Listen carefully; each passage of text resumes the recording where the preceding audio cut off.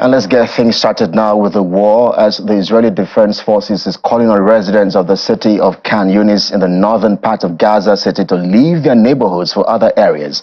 The warning goes out to residents in 8 neighborhoods west of Gaza City to evacuate immediately. It also calls on people in 5 blocks of Younis to move immediately to the humanitarian area in the Al-Mawasi via Bear Street. The IDF has ramped up its offensive around Younis as well as in north and central Gaza, where it said troops carried out targeted raids on Hamas terrorist targets and thwarted a 5-man terrorist cell. In the meantime, the U.S. has carried out further airstrikes against the Houthi rebel group in Yemen. This happened on Sunday. Now, reports say the U.S. struck a land attack cruise missile and 4 anti-ship missiles that were prepared to launch against ships in the Red Sea. Additional strikes came a day after joint U.S. and U.K. strikes on Houthi targets. The U.S. has also warned that it intends to take further actions against Iran-backed groups in Iraq and Syria. And the United States has announced it launched airstrikes in Iraq and Syria, hitting more than 85 targets linked to the Iran Revolutionary Guard and militia it backs. The strikes, which include the use of long-range B-1 bombers flown from the United States, were the first response to the attack last weekend in Jordan by Iran-backed militants, and more U.S. military operations are expected in the coming days. The strikes have intensified the conflict that spread into the region since the war began between Israel and Hamas on October 7, 2023.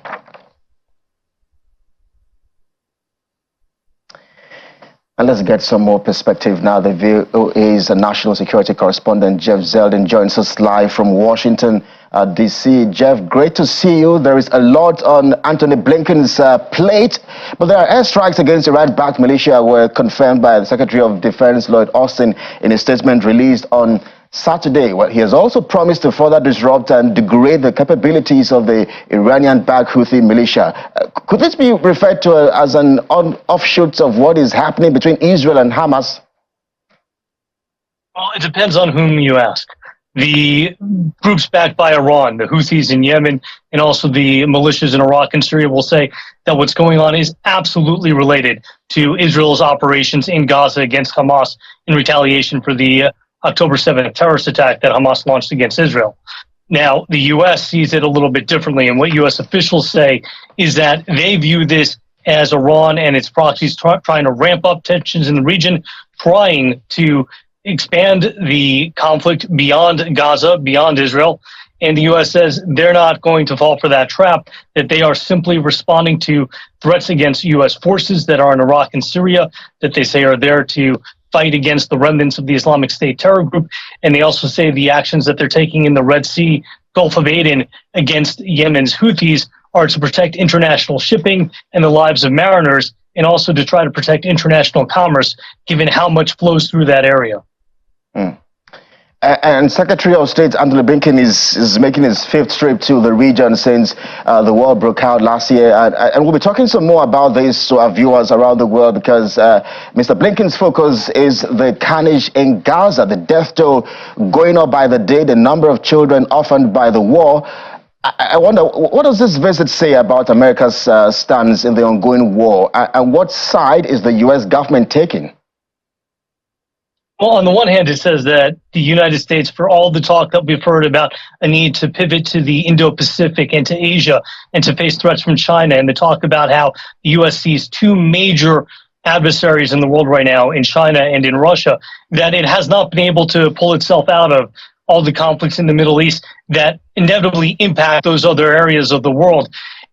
The U.S. officials would also say, and have also said, that they see their role in this as, one, supporting Israel, and they say that while they've been pressuring Israel to make sure that their response is appropriate, to make sure that they're following the rules of war and doing everything they can to minimize civilian casualties, they also have said repeatedly that Israel has a right to defend itself against Hamas for launching the terrorist attack that killed some 1,200 Israelis and civilians on October 7th.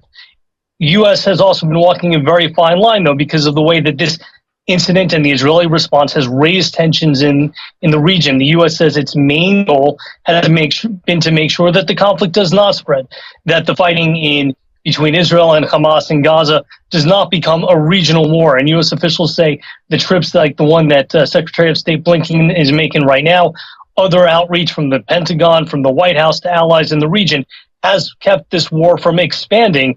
And while there are some military actions and there are high tensions, that the situation is still somewhat under control and that the war itself has been limited to Israel and Hamas.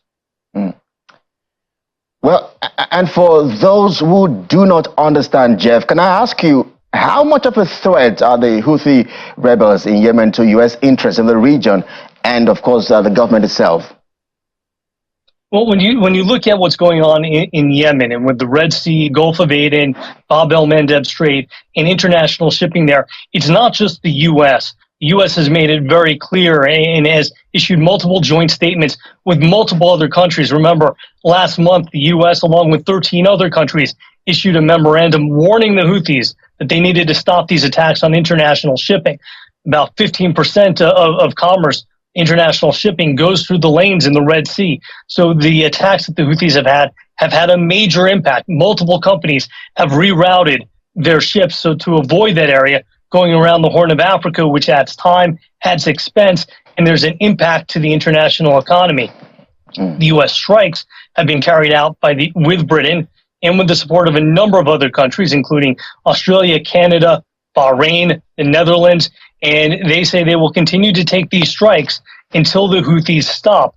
The Houthis, though, have shown that despite at least two waves now that we've seen of U.S.-British airstrikes and the multiple self-defense strikes that the U.S. and others have carried out to stop missiles from hitting the Red Sea, that they have capability, they have a good amount of capability, and at least for right now, the Houthis seem to be indicating that they are willing to continue their attacks on shipping on the Red Sea, which means the U.S. has indicated it will continue to strike back and carry out strikes when needed to prevent ships from coming under attack, to prevent ships from being hit, and protect lives at sea. And Jeff, I know that we have seen a myriad of interventions happen over the years between Iran and the U.S. But why is there so much pushback from the Iranian government when it comes to these rebels and other groups they support in the region? Well, that's a good question, and it's the reason why you hear U.S. officials saying so often that what's happening in Iraq and Syria, what's happening in Yemen, is not really, in their view, about what's going on in Israel, between Israel and Hamas in Gaza. What they say is that this is part of an ongoing effort that Iran has cultivated for years with its proxy forces to try to push the U.S. out of the region, to try to secure the Middle East as its own territory where it gets to lead and where it gets to influence decisions, as opposed to having the U.S. there and having any say. And so they say that this is why this back and forth has continued. The U.S. right now is trying to strike a balance with the airstrikes, especially in Iraq and Syria, with sending a strong enough message to Iran to back off, and so that Iran ceases the attacks and that tensions calm down, at least for now. And of course, how this plays out can impact a number of key things, including the ongoing fight against the Islamic State terror group. Islamic State cells continue to be active in Iraq and especially in Syria, and there's concern that the more the region destabilizes, the more it will create some sort of vacuum that will allow the Islamic State to revive itself and resurge, and again cause much problems across the entire region. And so when you look at all of what is playing out in the region, would it be okay to say America has not perhaps locked down real friends in the Middle East? Because there seems to be a lot of reassuring and appeals going on behind the scene, and begs the question of just how effective these meetings are, of course, between the Secretary of State, who is already in the region, we understand, and who exactly is he meeting with? Well, what U.S. officials would say is the fact that they've been able to have all these meetings and that the conflicts and the tensions have not spread further than they have, shows that the U.S. still has allies in the region, it still has influence in the region, and it still has partners in the region who are willing to listen. So they say they see the way things have played out as somewhat as a positive, given that the tensions, as bad as they are, have not gotten worse, have not spread beyond where they are. And they are optimistic that by continuing to work with countries in the region, with partners in the region, that they can keep this under control. Now, also remember, the U.S. has really worked to cultivate these relationships. And one of the things U.S. officials say is a lot of times due to domestic and internal pressures, you may say statements from one thing, but they say when you talk to them that what they look at is not the statements, not the rhetoric that you hear coming from officials here and there, but what are the actions from countries in the region? And they say that the actions of the countries in the region, and based on their interactions with these countries, is that it has been a positive, that there are working relationships there, and that they are confident that in the long term, they will be able to keep the situation under wrap and keep the tensions from expanding. And speaking of appeals, there have been talks of a truce as well. What is the state of the U.S.-Israeli relations as we see that Israel is pressing on with its attacks in Gaza on a daily basis? Well, there are, when you read the reports, there seems to be some indications that perhaps on some levels the relationship between the U.S. and Israel is strained. You hear U.S. officials question repeatedly and saying repeatedly that they keep pushing Israel to do everything they can to minimize civilian casualties, to prevent the conflict from spreading, to create a situation where there can be a day after in Gaza, where there is no more fighting, where a ceasefire can take hold once Israel has secured its borders and feels safe. So there's a lot of give and take.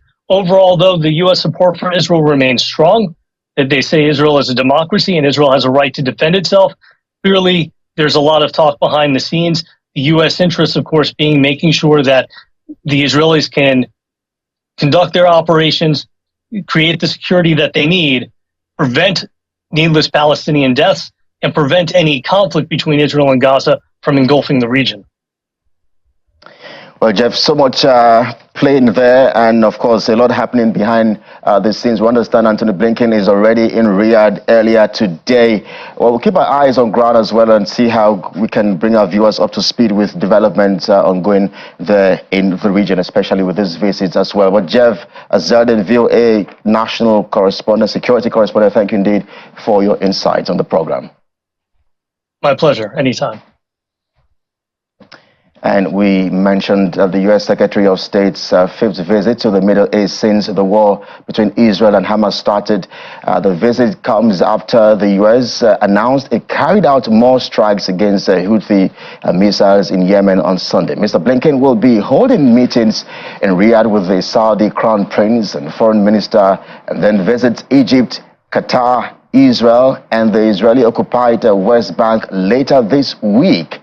In Egypt and Qatar, he's expected to push to advance the Egyptian and Qatari mediated dialogue with Hamas to achieve a hostage deal and a pause to the conflict in Gaza. We understand the Secretary of State has been in Riyadh earlier today. He landed just a couple of hours ago. We'll be bringing details of the meetings with the Saudi Crown Prince and the Foreign Minister as soon as we get them.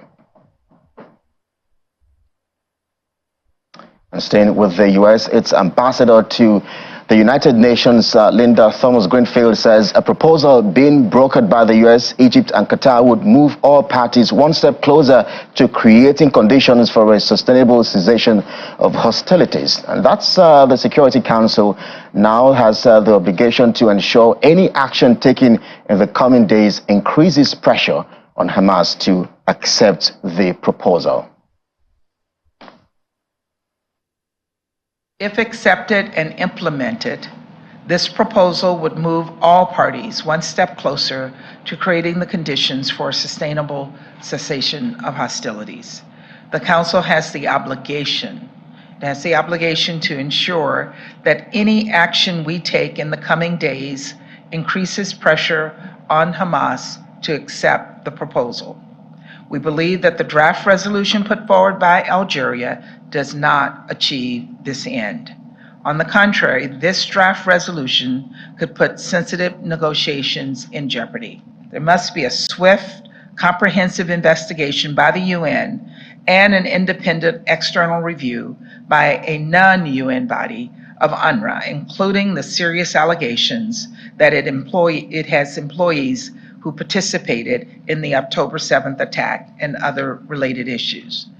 That is how we restore donor confidence, and it's how we ensure that nothing like this happens again. President Biden has long spoken out against extremist violence in the West Bank, and the executive order signed yesterday is a means of addressing these actions, including acts or threats of violence against civilians, intimidation of civilians, causing them to leave their homes, destruction or seizure of property, and acts of terrorism, all of which undermine security, peace, and stability for Israelis and Palestinians alike.